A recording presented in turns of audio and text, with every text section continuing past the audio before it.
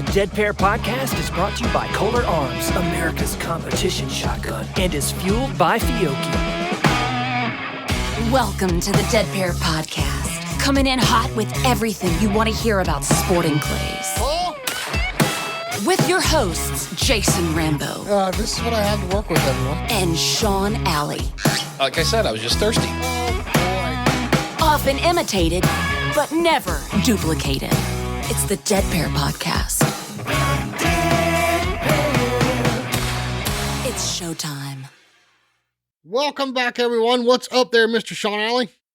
Jason, doing well, man. Doing well. Did you recover from our big trip at the Nationals? Finally, yes. Man, I tell you what, I was about hitting the mouth exhausted when I got home. Yeah, me too. But lots of fun, lots of things to talk about. Lots of stuff came out of the Nationals, including running into our friends from down under. Mr. Jason Solomons is going to be joining us tonight from Australia. Looking forward to that. Yes. Those guys are great. And for those of you who don't know, they've been emailing us pretty regularly ever since we started the Dead Pair Podcast, and we've been in contact with them over the years. Great people, great shooters, really enjoy the sport, really enjoy the podcast.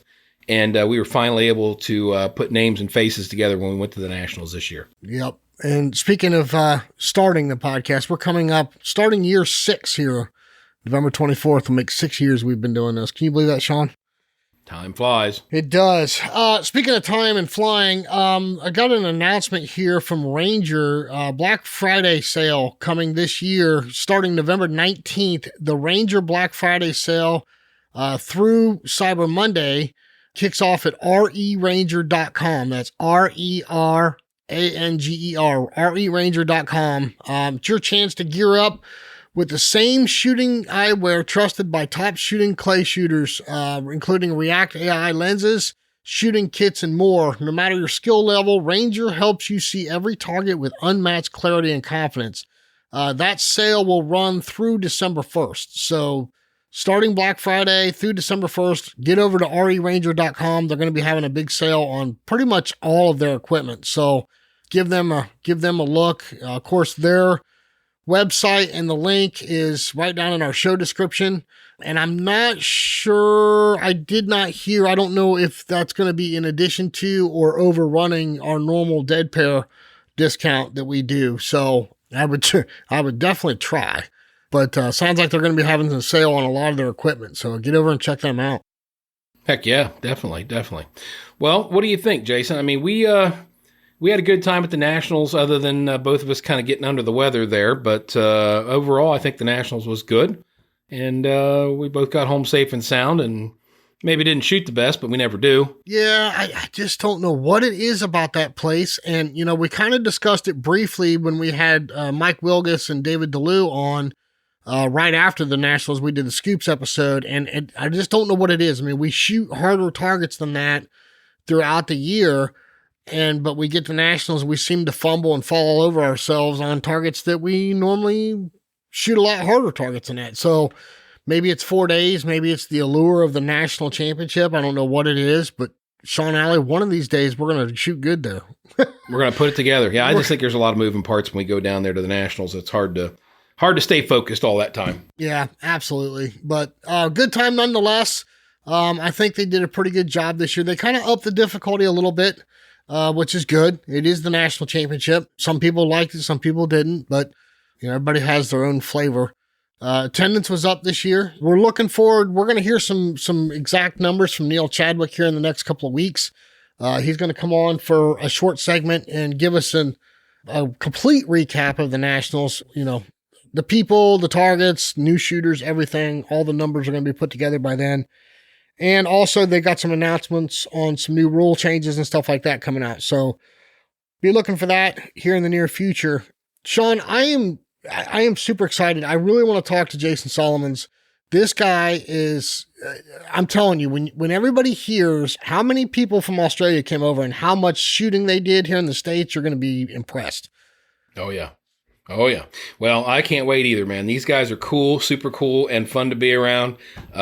Let's just make it happen. Yeah, for sure. Hey, listen, real quick sponsor break, and then we'll be right back with Jason Solomons from Australia.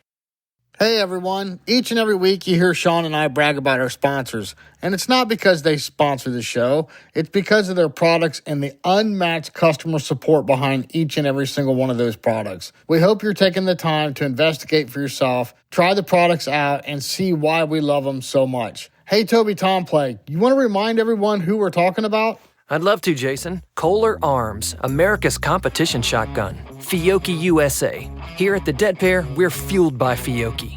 Ranger Performance Eyewear. See it further, see it faster, see it clearer with Ranger. Atlas Traps, America's finest clay target equipment. Rhino Chokes. For deadly patterns and knockdown power, choose Rhino. Long Range, the industry standard for trap release and target management systems. Taconic Distillery. After the tournament is over, it's time for one more shot with Taconic Distillery. Score Chaser, your shoots simplified. Clay Range Design Works, your one-stop shop for all your clay target needs. And now, back to the show.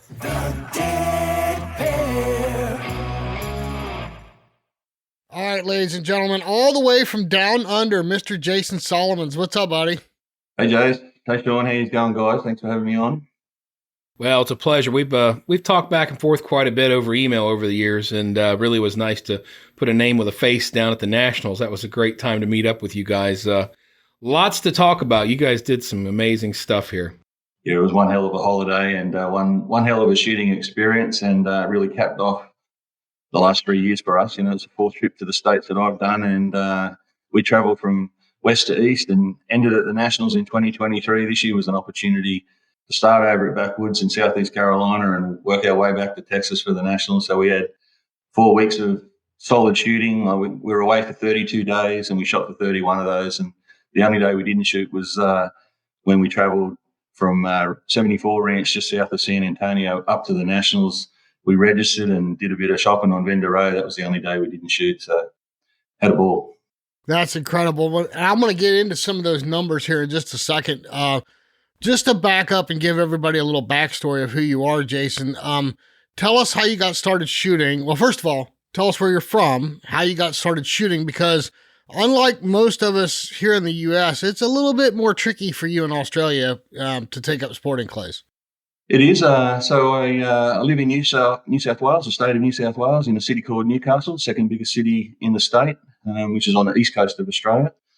I've been shooting since I was a kid. I'm 52 years of age, and I started hunting with my dad when I was about 8 or 9 years of age. So I've pretty much grown up with a firearm in my hand, done a lot of hunting with dogs and stuff like that. So, you know, the outdoors and hunting and firearms and shooting generally is not unfamiliar to me. But in terms of sporting clays, it started in 2006. I have an uncle who was a Australian champion target shooter, and one Christmas he said to me that he was going to shoot a sporting clays event a few days later, and it wasn't that far from my place, and he invited me to come and have a look. And on the day, when the day was over, I looked at him and said, "How long's this been going on for? Why haven't you told me about this before now?"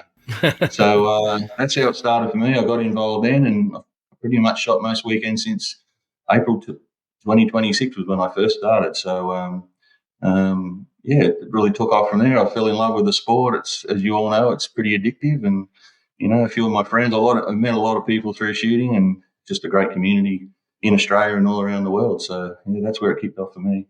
Well, you were telling me before we started recording, like for the average person over there, if they see sporting clays and they want to do it, they just can't go get a gun and start doing it. It's a little bit more difficult than that. Yeah, that's right. In Australia, to get a shooter's license, you know, you have to do a basic safety test, which is a real basic, you know, multiple choice questions.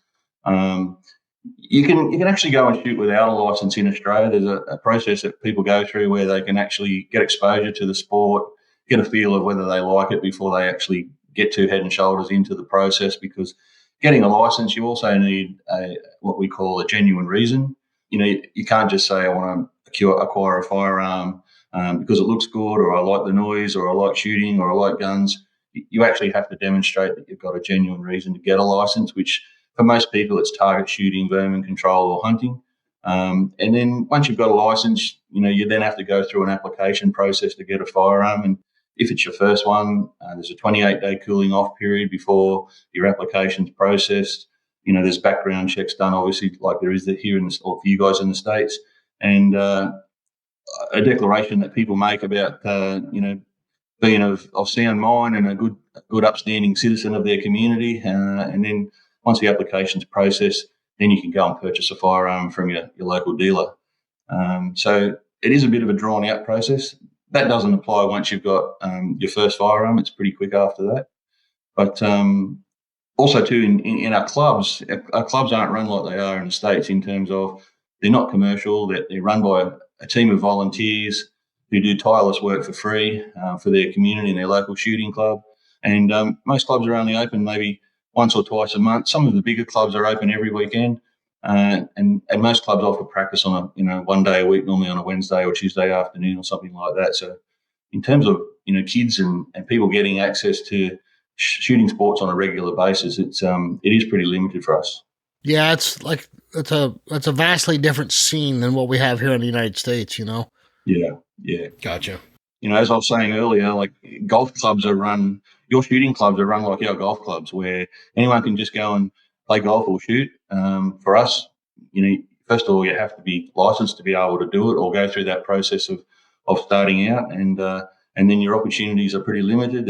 There's often some distance between clubs. Down in the south of our country in Victoria, there's a lot of shotgun clubs, so those guys have much more access to be able to shoot a competition Saturday and Sunday every weekend. Sometimes they can even shoot more than one comp a day. So, they've got the ability to go to multiple gun clubs within an hour of where they live, whereas for where I am and further north in our country, there's hours between some clubs. So my home club, for example, is 3.5 hours away. There are clubs that are closer than that, but the club that I spend most of my time at is 3.5 hours away. So it's a full day to leave early, drive out there, go and shoot and come home, or stay for a 2-day shoot that might go for a longer period of time. So we invest the whole weekend, probably drive 500 or 600 miles to get out there and back, and that's part of the reason why we are a big community of shooters, because we all come together and travel a long way to get there. Yeah, wow, that's incredible. Well, Jason, I mean, you guys have been early adopters, or listeners, I should say, to our podcast, and we appreciate the heck out of that. I've heard from you and several of the other shooters down there. We really appreciate you guys listening. It was kind of a thrill for us the first time you guys reached out to us and said, hey, we're listening down here, down under. And me and Jason got a real big kick out of that. So we've been talking back and forth. So, let me ask you this question. With what we are doing on our podcast, how much of it actually applies to what you guys are doing down there in Australia? I mean, does it correlate quite a bit the same, or are we talking some things that maybe don't jive with what you guys are doing down there? No, absolutely. It correlates. You guys don't realize just how many people do listen to the Dead Pair podcast. We go to shoots and people will make comments about different aspects of a podcast of yours that they've watched, or I think for most Australians, we watch on YouTube, we watch your podcasts and others. It's all about the admiration of what you have and what we wish we had. And that's part of the reason why myself and my friends that have travelled to the States on a regular basis, that's the reason why we do it, is to go away, experience what you guys have and get some great ideas, but bring them back to Australia and try and improve our sport over here.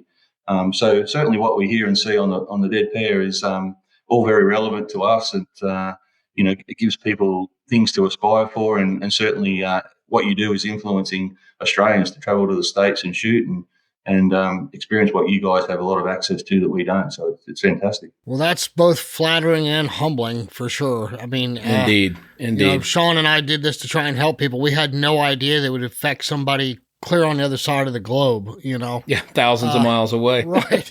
That's originally why I wrote to you guys, was because I was at home watching one of your podcasts, and you mentioned that it was humbling that people from around the world, and you actually did mention at the time that there were people in Australia listening, and I was. So I thought I'd step over to the computer and quickly send you an email to say, hey, I heard your podcast and we are listening. And then, when Neil Chadwick did the pre-nationals preview a couple of weeks ago, he mentioned about the growth of the Australian population that was going to the nationals. So I felt it was appropriate to reach out and say, yeah, we're listening and we're coming too. So it's all happening over here. So cool. Yeah, no doubt. What was mind-blowing to Sean and I is the massive group of you that traveled together over here in the United States. That was impressive in itself. I think you said there was 19 of you. Is that correct? Yeah, there were 19. There was a couple of different groups of us. So we've got some friends, Mick and Simone Lucas, up in Brisbane, which is in the northern part of our country. They brought over 9 people, I think it was, in total. They originally had a few more, but a couple dropped out just towards the end, and they had a crowd of 9 with them. There was 5 of us.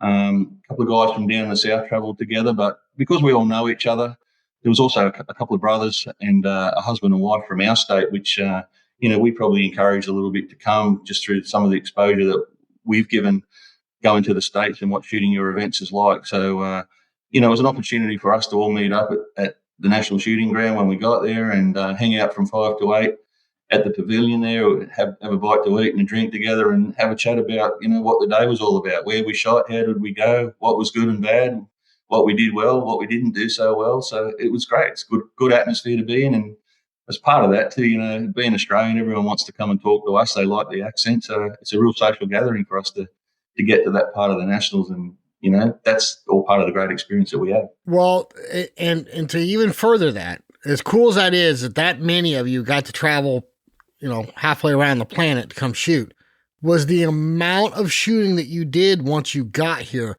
Can you just kind of briefly tell everybody, like, where you started and how many, this is, you I'm losing my words here. You folks are going to be blown away when you hear how many targets these guys shot between the start and end of their trip. Go ahead, Jason. So let me go back a bit further than that. Back in 2023, when we went to our first Nationals, we're back home, we were at a shoot, and there was 4 of us sitting on a tailgate of a couple of utes getting ready to go out and shoot. And at the time, Johnny Carter had just done just did his video of the 22 Nationals. And a few months before that, he had released the 22 video of the US Open at Backwoods. And we were sitting on the tailgate talking about how good those videos were and how good it looked to go and shoot in America. And wouldn't it be fantastic if we could do that? And Chris, my mate, he basically just looked at us and said, well, what's stopping us? Well, why don't we do that? Why don't we go over and experience one of these events? So within a couple of weeks, we were registered on Score Chaser. We all nominated for our events. And, without taking multiple barrels or multiple guns, we entered as many events as we could. So we shoot the main, we shoot 5-10, we shoot FIDAS, we shoot K-Cut, we shoot Super Sporting, and we shot AFS. And we flew to LA and we drove from LA to Nevada and then into Arizona. We had 3 days at Coyote Springs. We drove, we shot in Phoenix and through New Mexico, shot a couple of clubs in Texas. And the last 8 days we finished at the US Nationals. And that year we drove 4,400 miles. And so this year when we came back, we decided to do the opposite. So we can only fly to San Francisco, LA, or Dallas direct. So we flew to Dallas-Fort Worth Airport, jumped in a car. We drove over to South Carolina and shot every day along the way. So we shot it. We literally stepped off the plane, went and got our car and drove straight to Elm Fork in Dallas, shot a couple of 100 targets there and went to Shreveport. We shot in Alabama in Montgomery at a place called Little Wetumpka. And then we were lucky enough to get access to Forest City Gun Club in Savannah.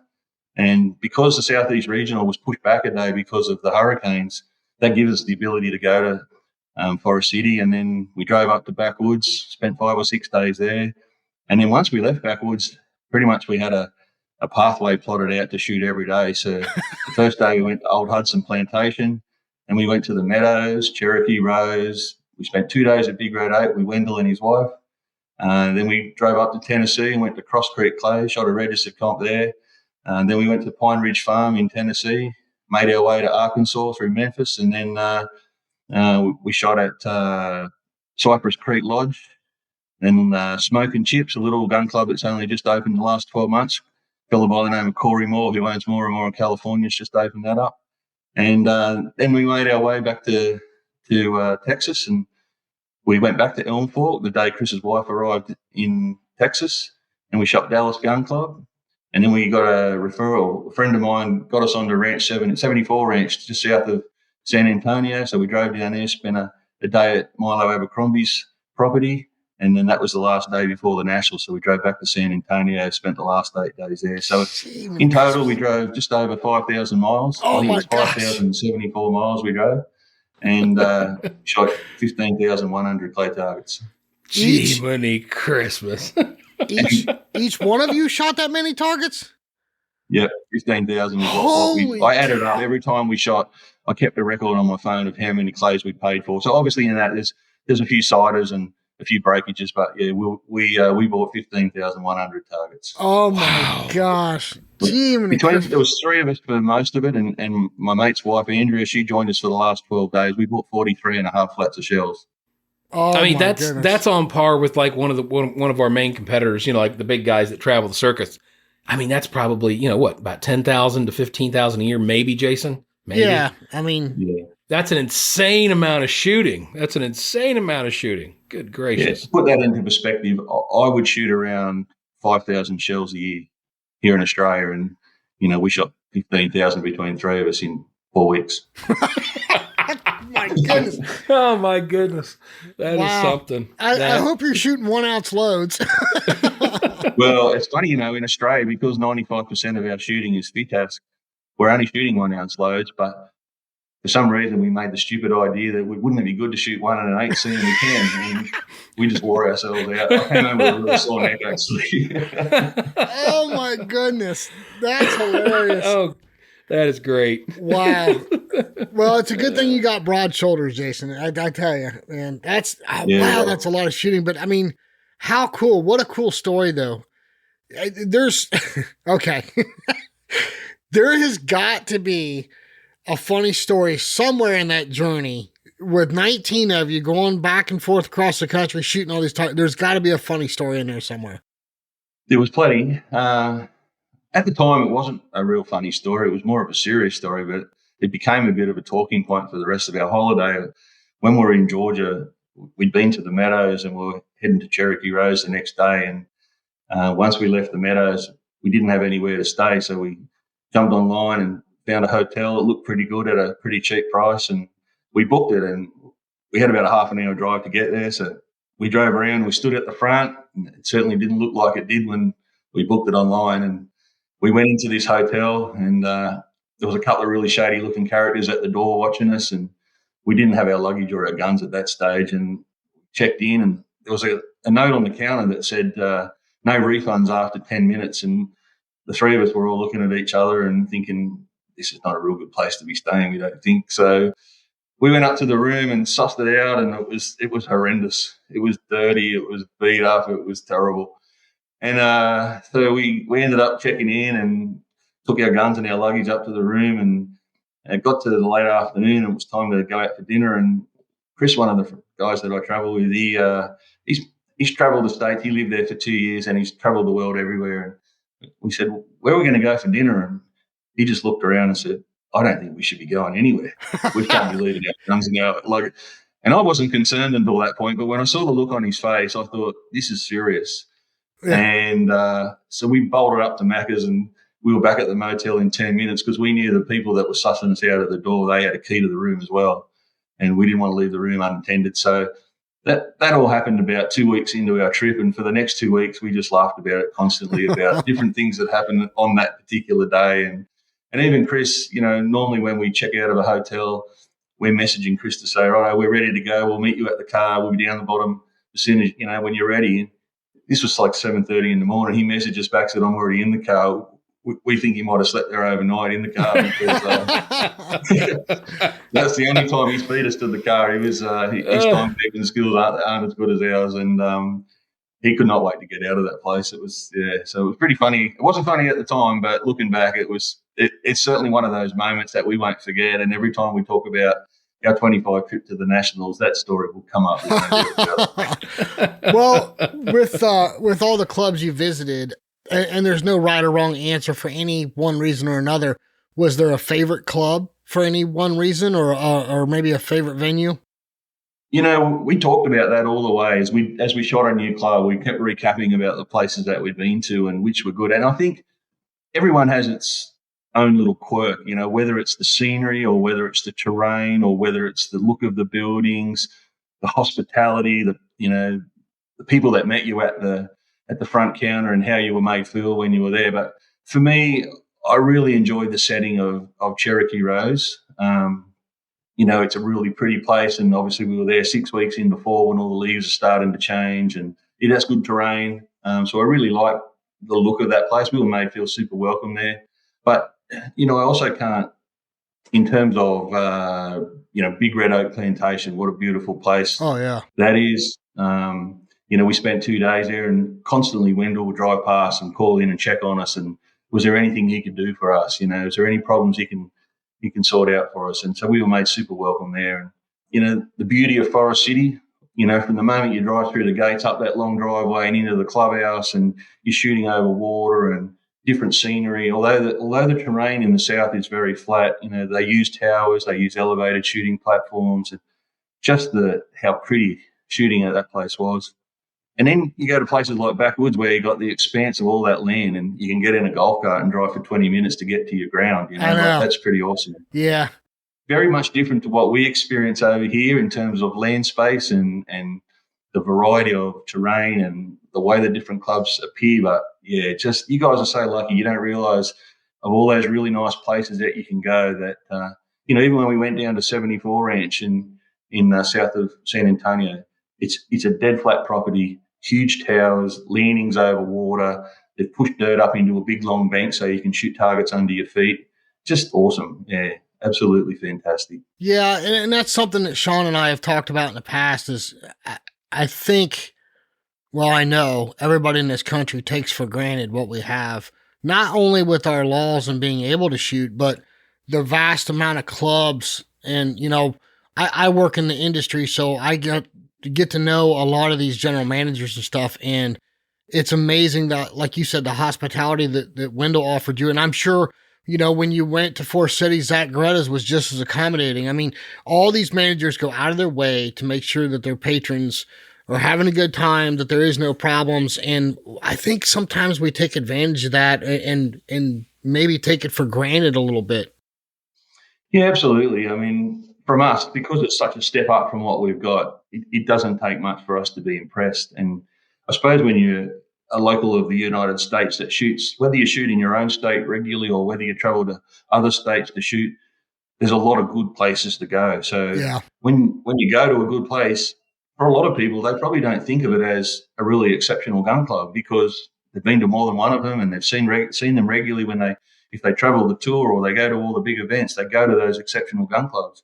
So I can understand why people do take it for granted, but it's just, I think, to the size of the population, the money investment in the sport, not just from the shooters themselves, but the trades, it gives Americans the ability to have those types of facilities. Like, we didn't get there this trip, but when I went to the US Open in this year as well with Chris, my friend, and, we spent 2 days at Covey Rise with Joe Pynchon. He made us feel like royalty.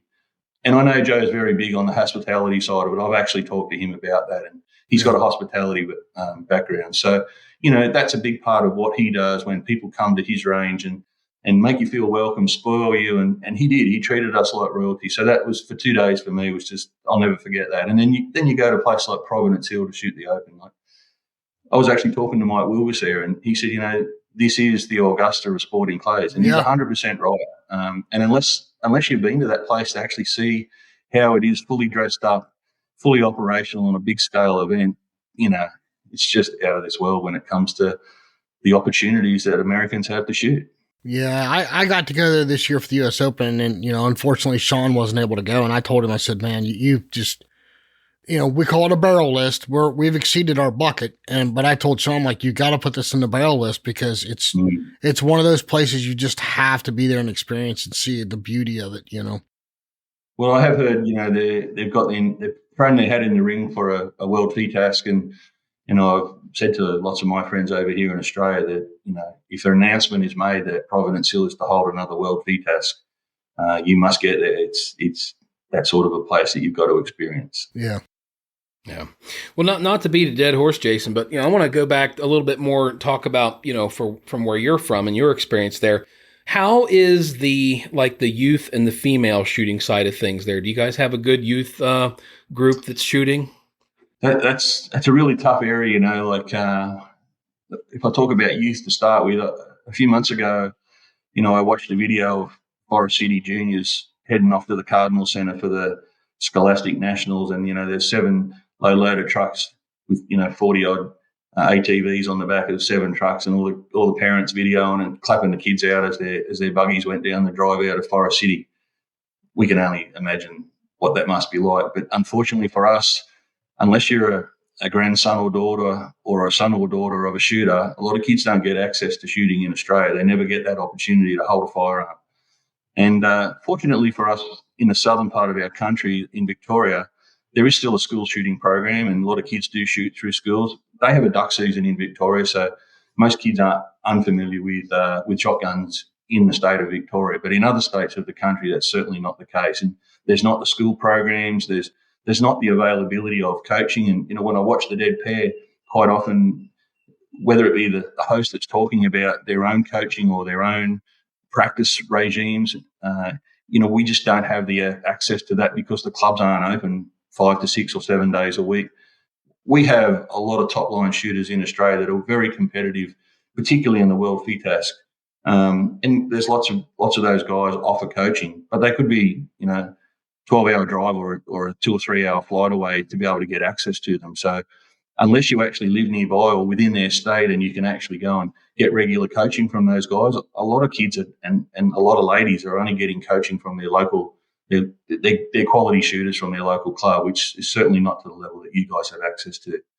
And in the context of ladies, our shooting population is much less than what we have in the States. So our proportion of ladies who shoot is a fairly low percentage. I would say less than 5%. And because of that, there's female juniors that come through mainly because their mums and their dads shoot. So we do have a trickle of new blood coming into the sport, but certainly their access to coaching and development is not what it is in other parts of Europe and the US. Mm-hmm. Well, I mean, that all circles back to, again, we often do take this for granted. And we've talked to other people. I mean, we've talked to people from Jamaica. We've talked to people from, Germany and England. And, and everybody's got their challenges. It seems like we're the lucky ones here in the States where, it's still a firearm and it's treated a little bit differently than a lot of other things, but nowhere near the restrictions, nowhere near the hurdles that you guys have to overcome just to be able to participate in this sport. And, hats off to all of you everywhere, all over the globe that has to, deal with this kind of bureaucracy and all the laws and the loopholes and the hurdles to overcome just to be able to shoot. So, I mean, you have to love the sport if you're going to go through all that nonsense just to be able to do something you love. So, big kudos to you guys.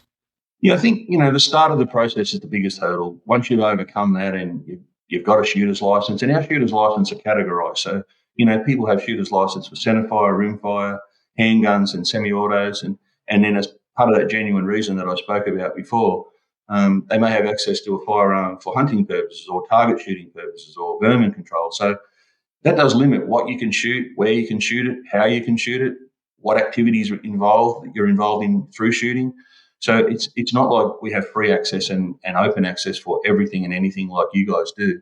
So that does create a bit of a disincentive for some people to even get involved with the sport. But that's where we have a process that people can, without a license, under tuition, they can get involved. They've got a period of time where they can experience what the sport's like, and then from that decide whether they want to go ahead and get that license and acquire a firearm. But once they've done that, it is pretty easy to basically, add to your collection if you buy new firearms, and it's certainly easy to move around the country to shoot in different states. We have one state that's got pretty tough laws when it comes to crossing state borders and using firearms for competition purposes in that state. But outside of that, we've got pretty free reign to move around the country, shoot all of our events that we want to shoot. And when it comes to leaving the country with a firearm, there is a little bit of paperwork. We fill in 2 forms. We send it off to our Border Force people. And one's called an export declaration. The other one's called a restricted goods permit, which are 2 basic forms. And again, if you know the process, it's not that hard. So getting into other countries, you just got to do a bit of homework to find out what requirements exist. And to get into the US, it's literally 1 form. We fill in a Form 6, which is called an application to import a firearm for a non-citizen of the country. And within a couple of weeks, you've got permission, and as long as you've done your paperwork to leave Australia, because all of our firearms here in Australia are registered. So when we leave the country, our Border Force people check the serial number on the paperwork and on the firearm to make sure that they match. And they do the same when you come back to make sure that the same firearms return to Australia, because they take it off our database when it leaves and they put it back on our database when we return home. So it's not that difficult to move around the world and shoot and be a part of all that. You just got to know the process and utilize people that have done it before to help you through it. And do you feel like things are staying mostly the same? Do you think that things might be getting a little easier? I'm just curious as how the mood of the country is as far as firearms go. I think, to be honest, I think it's probably staying the same at the moment. One of the difficulties that we have just in shotgun shooting sports, we have 4 different affiliations that manage the Olympic disciplines, sporting clays, as well as duck hunting and conservation. So unfortunately, where you've got 4 different factions of organisations pushing the same barrow, we sort of fragment our ability to lobby government, apply for funding, in terms of fighting back against our rights and different lobby groups. If we were all one unity, we would certainly have greater numbers to be able to have some more leverage to arm wrestle the government and to return some of the laws that may have been changed over time. But, at this stage, there's a little bit that's been, a little pressure that's being applied to restrict our ownership and restrict our opportunities to shoot, certainly in Western Australia, in the country in the state that I mentioned before. But, overall, it's pretty much the same. But as a nation, we probably need to, needs to be conversations had to merge some of those organisations to give us greater leverage against the opposition. Well, you here a minute ago, you had mentioned coaching, and if you'll have to help me out here, I might be way off base, but I think Brenton Irons was getting back into shooting pretty heavy. Is that a coach or what is your? Let me back up. What is your access level to coaching over there?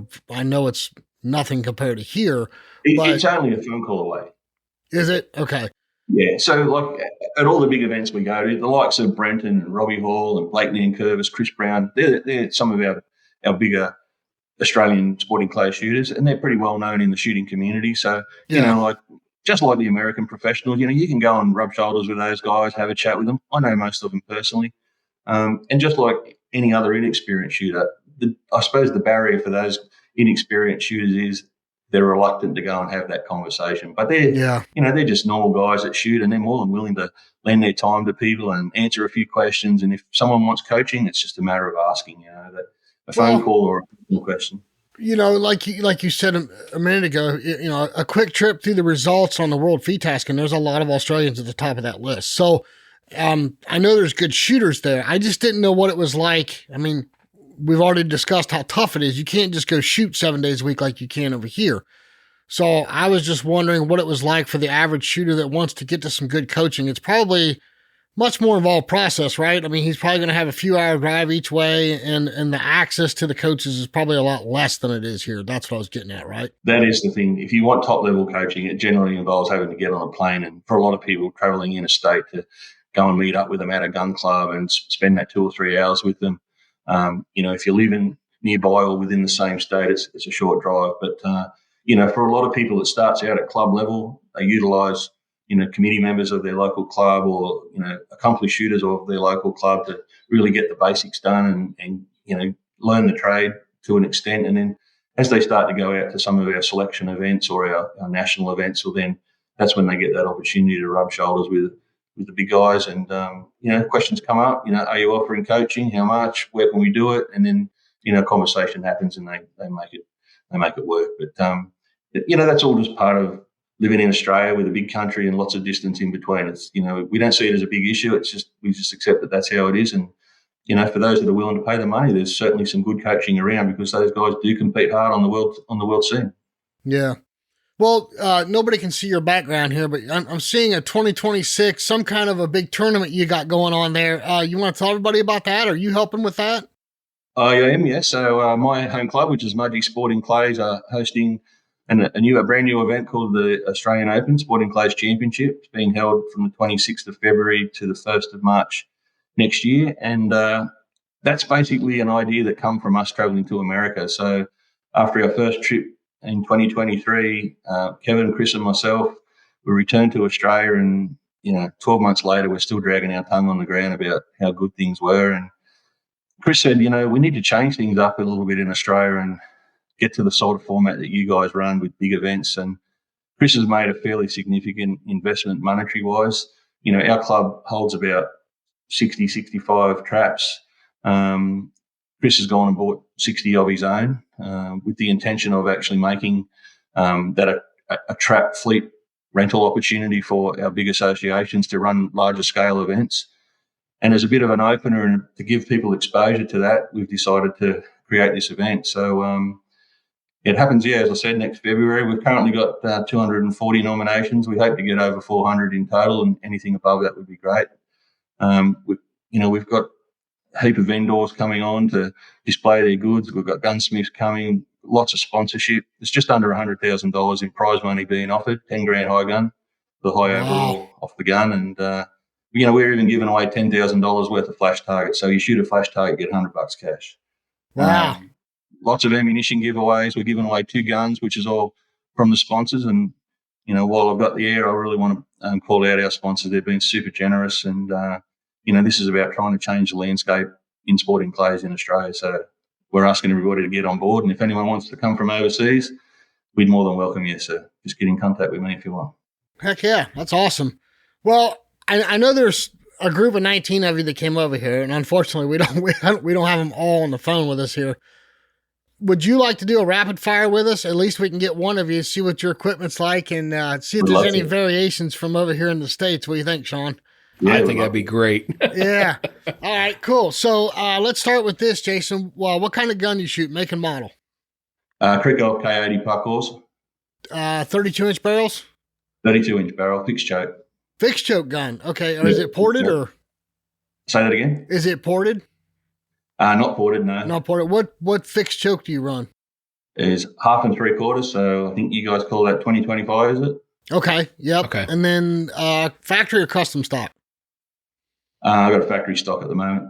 Okay. What about your ammunition? Do you have a particular brand and recipe you like to use? Yeah, I do. It's a brand that you probably won't have heard of. I shoot GBs here in Australia, which is a Spanish-made shell imported to Australia. So either GB Competition or GB Sporting Extremes, I use both. When I'm overseas, I like the B&P Mark IIs. Okay, good shell. Yep. Yeah. And you you said you normally shoot 1 ounce over there. I'm assuming like 1 ounce 1250 or something like that. Yeah, most of the GB shells are 1300s.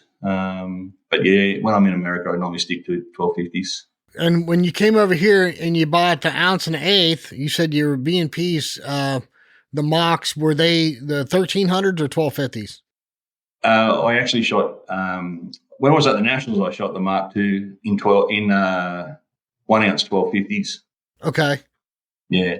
Along the way, I shot a lot of everything. It was dependent on what we had available at different clubs. I shot a lot of Winchester, a lot of Fiocchi.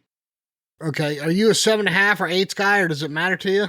I shoot both, but that's a real point of conversation because here in Australia, we use a lot of European shells, so they're actually shot sizes slightly smaller than yours. So what you call a 7.5 is actually an 8 in our terms. So, really, when I shoot an 8 as an American shell is actually what we use as a 7.5. Your 7.5s are what we use as 7s. So.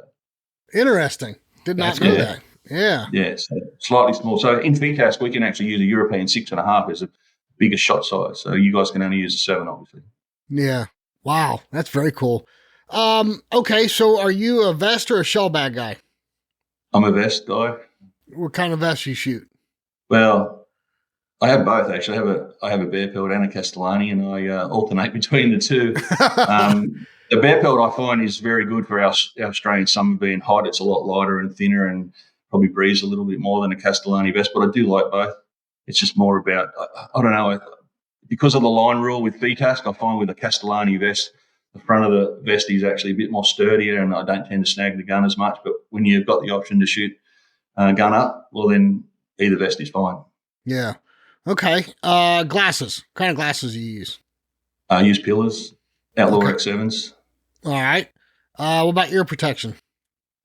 Yeah, I have molded earplugs, nothing special, just the ones that are available over here in Australia. So I had a bit of a laugh at Mike Wilgus the other day when he said he just used foam inserted earplugs. I thought, that guy must be deaf. And then we always, and you know what's coming. You listen to these shows enough. What's in your bag? We're looking for that lucky rabbit's foot, something odd that you might carry. Yeah, I have a big range bag. It's full of junk, full of way too much stuff. Don't really have anything special in there. Just the ordinary essentials, like I have a bit of chalk for a line in case someone's got a chalk issue, a line issue, or a couple of things that you put on your foot to protect your shoe from your gun, and that's pretty much it. I don't really have any special items in there. No lucky kangaroo teeth or anything like that. No, I don't. Well, the only thing I'm disappointed about is we didn't get to sit down and have a drink like we had talked about at Nationals. So next trip over, we're going to have to make it a point to make that happen. But Jason, this has been so cool, and we could probably go on telling stories forever. I would like to catch up with you after your Australian Open shoot. I'd like to hear how that went for you. If somebody is interested in traveling over there, or maybe somebody's listening to this from somewhere else in the globe and they can get to you easy, how do they get a hold of you to find out about that shoot? They can email me at jason@shotgunsportsaustralia.com.au. Okay, cool. Well, I'll put a link to that in our show description. Sean Alley, I'm sure you're nodding your head yes and smiling at me. You probably could go on talking to Jason all night long. We could easily go another hour, I'm sure, but obviously we got to keep this within our relative spec of time. Any last minute thoughts, Jason? I mean, anything you want to give to a message to the rest of the shooters in the world, or to us Americans? I mean, anything out there on your brain that's just kind of floating around that you want everybody to know about? The only thing I would say is if you're an Australian or anywhere overseas and, you watch the Dead Pair, you watch YouTube, you see all the PSCA videos from the past of America, and you think to yourself, wouldn't it be good to go and experience something like that? Don't let the distance hold you back. Just make it happen, get some buddies together and make a plan, get on Score Chaser and register and go and enter an event. And, we had a friend pass away a couple of days ago while he was shooting, and, he's 51 years of age. You got to make every day count like it's your last. So, if that's something that you want to do, jump on a plane, go and make it happen, because you'll be still talking about it in 20 years' time. It's a great place to be. I think one of the biggest things for me when we travel to the States is the people. We always feel super welcome. People just constantly thank us for taking the effort to go to the States, travel the distance, and and people are astounded that, we've traveled all that way just to come and shoot one of your events. And, we feel privileged to be able to do that. The people are great. The events are great. The hospitality is fantastic. It's even an experience to drive on the opposite side of the road. So, if we could get more time off work and do it, I would certainly be over there far more frequently than I have been. And, I can't wait till the next time to get over there. Well, on behalf of Sean and myself, we want to say thank you to not only you, but everybody in Australia that listens to us. I mean, I'm still very humbled by everything you've told us. Yes, I can't believe we're reaching that many people and making that big of a difference. And hopefully, we preach it all the time. Take someone new shooting, take them to a tournament. It's a little different for you. But if we can continue to grow this sport, maybe it'll be a little bit more welcome. Maybe it'll be a little easier for you down the road. And that's the hope and the dream anyway. And I don't know, maybe if we had some small part in that would be beyond honorable. So, but thank you again for everybody in Australia. We really appreciate you. Thank you for coming over here and shooting with us. This has been awesome to get to know you, and we love having you on the show. Great. Yeah, thanks for having me on, guys. It's been a privilege and an honor, and, can't wait to see more of your content in the future. We'll certainly be watching. Thank you, Jason. Thanks, guys. The Dead Pair. Well, I tell you what, I could have kept going. I could have kept going for a long, long time. I think I could have sat there for at least another half an hour, just shooting the stuff with Jason there. He's such a cool guy to talk to. Makes you want to pour you another Taconic old fashioned and sit down with him and keep telling stories, doesn't it? Absolutely. Those guys, man, I tell you what, it's just absolutely mind-blowing the amount of targets that they shot, the amount of distance that they traveled, the amount of clubs that they saw in just basically a 4-week period, right? Yeah. I mean, what the heck? Yeah. I I couldn't imagine doing that many targets in 1 year, let alone in 4 weeks. So, I mean, my shoulder, I'd be dragging my shoulder behind me on a leash.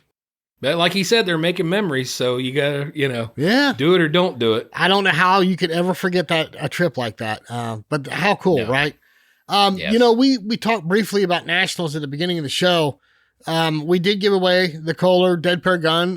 Congratulations. I believe it was Dan Dower from Johnstown, Ohio. Congratulations to Dan. Thank you to Kolar for doing that. Listen, thank you to all of our sponsors. They've been awesome to us. And official announcement, we can announce that Kolar is coming back with us next year, along with Fiocchi, RE Ranger, Atlas Traps, Rhino Chokes, Long Range, Taconic Distilleries, and Score Chaser. Might have a surprise or two for you coming announcement after the first of the year with some new sponsors coming on board, but all of our sponsors are coming back with us again next year, and can't thank them enough. Really, really do appreciate the support. Sean Alley, we're talking to somebody from Australia that they have a hard time just being able to go out and shoot like we do. And, we've said it 100 times. We take it for granted here in the States. What is our message every week that can help fix this problem? Well, the sport's only going to grow if we make it grow ourselves. And by doing that, the way you make that happen is to get new people introduced to the sport. Take them out, even if it's just to the range. Put a gun in their hand. Let them swing the gun, let them break a few birds, and watch it happen. I mean, you can take them to a charity event.